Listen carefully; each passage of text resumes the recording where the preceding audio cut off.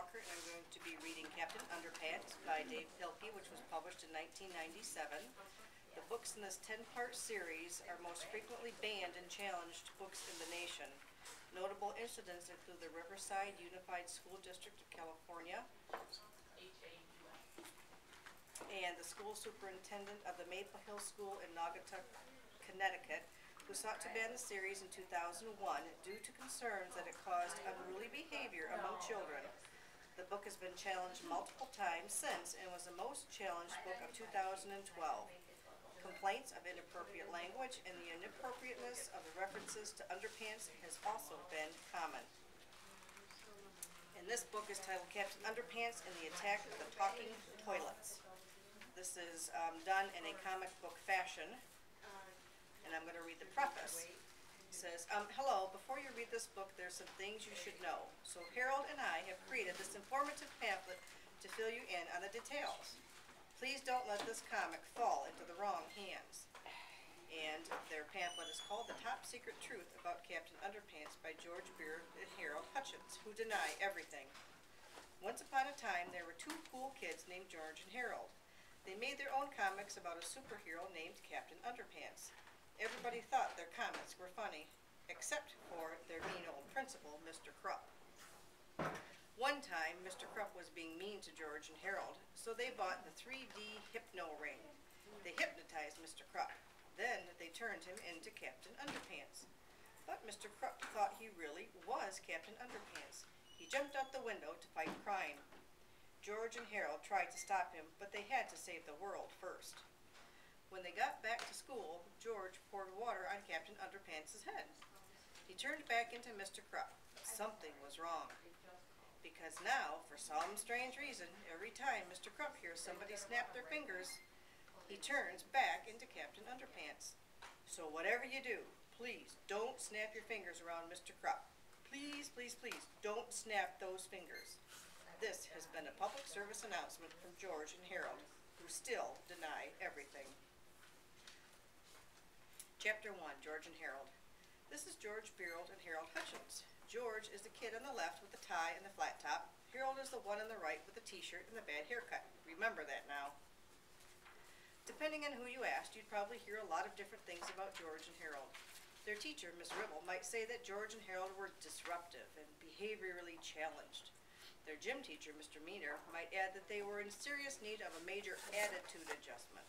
Their principal, Mr. Krupp, would probably have a few more choice words to include like sneaky and criminally mischievous, and I'll get those boys if it's the last thing well, you get the idea. But if you ask their parents, they'd probably tell you that George and Harold were smart and sweet and very good-hearted, even if they were a bit silly at times. I'd have to agree with their parents. But even so, their silliness did get them into a lot of trouble, sometimes.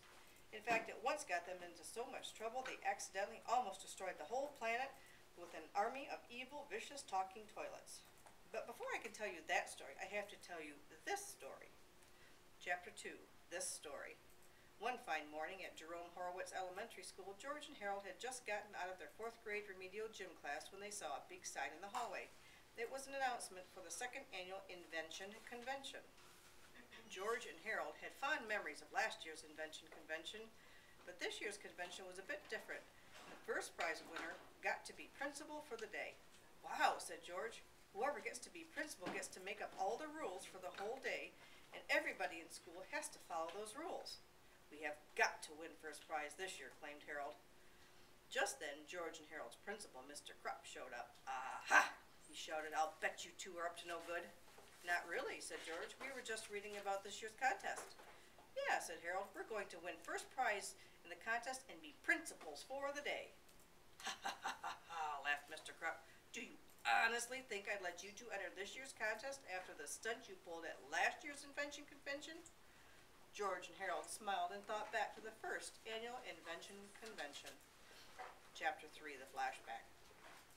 It was about 1 year earlier, and all of the faculty and students of Jerome Horowitz Elementary School had gathered in the gymnasium for what would later be known as the Sticky Chair Incident. George and Harold stepped up to the microphone. Ladies and gentlemen, said George, Harold and I have invented something that is guaranteed to keep you all glued to your seats. Yes, said Harold, we call it glue. Mr. Krupp became very angry. You two did not invent glue, he shouted. He stood up to take the microphone away from Harold, and his chair stood up with him.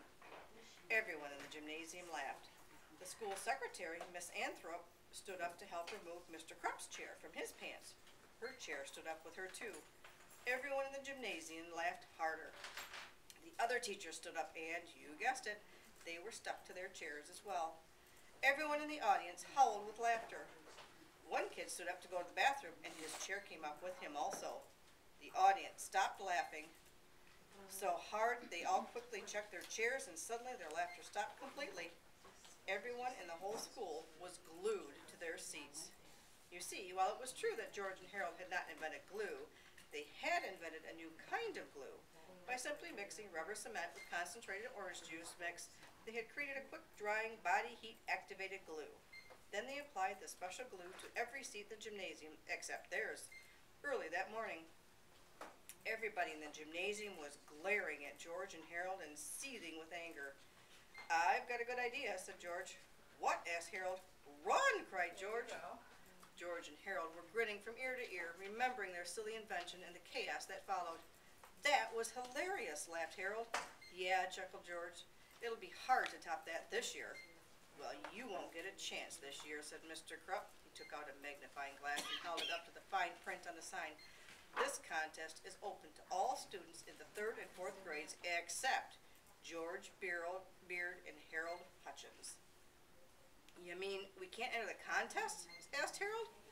It's worse than that, laughed Mr. Krupp. You boys can't even attend this year's convention.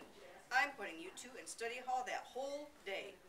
Mr. Krupp turned and walked away, laughing victoriously. Rats, said Harold. What are we going to do now? Well, said George, you know the old saying, if you can't join 'em, beat 'em. Chapter 4, The Invention. Early that evening, George and Harold sneaked back to school with their supplies. They crept into the gymnasium and peeked around. I think somebody's still in here, whispered Harold. Oh, it's just Melvin Sneedley, said George. Melvin was the school brainiac. He was busy putting some last-minute touches on his new invention for the contest. We should wait here until he leaves, whispered Harold. No way, said George. He could be here all night. Let's just go over and talk to him. When Melvin saw George and Harold approaching, he was not happy. Oh, no, he said. I'll bet you guys are here to mess with everyone's inventions. Nice guess, said George. Listen, we promise not to mess with your invention if you promise not to tell anybody that you saw us here tonight. Melvin looked lovingly at his invention and reluctantly agreed. I promise, he said. Great, said George. Say, what is that invention of yours anyway? It just looks like a photocopy machine. Well, it used to be a photocopy machine, said Melvin, but I've made some major adjustments to it. Now it's an invention that will revolutionize the world. I call it Patsy 2000. It'll revolutionize the world, and you named it Patsy? Asked Harold. Yes, said Melvin. Patsy is an acronym for Photoatomic Transobgulating Yectofantripia-Plutonic Zanziptomizer. I'm sorry I asked, said Harold. Allow me to demonstrate, said Melvin. The Patsy 2000 can take any one-dimensional image and create a living, breathing, three-dimensional copy of that image. For example, take this ordinary photograph of a mouse. Melvin placed the photo of the mouse onto the glass screen of the Patsy 2000 and pressed start. The lights in the gymnasium dimmed as all the power in the entire school seemed to get sucked into the Patsy 2000. Soon the machine began to vibrate and hum loudly, and tiny bolts of static electricity snapped out from underneath. I hope that thing doesn't explode, said Harold. Oh, this is nothing, said Melvin. You should have seen how the Patsy 2000 reacted when I copied a poodle. Finally, after a series of flashes and loud zaps, everything stopped. A small ding was heard, then a tiny mouse crawled out the side door in the Patsy 2000 and onto the floor. Isn't it wonderful? Exclaimed Melvin. George inspected the mouse closely. That's a great trick, George laughed. You really had me going for a while. It's not a trick, cried Melvin. The Patsy 2000 really does bring photos to life. I've been creating living creatures from paintings and drawings. Yeah, right, laughed Harold, and I thought we were the con artists. George and Harold walked away, chuckling. It was time to move on to bigger and better things.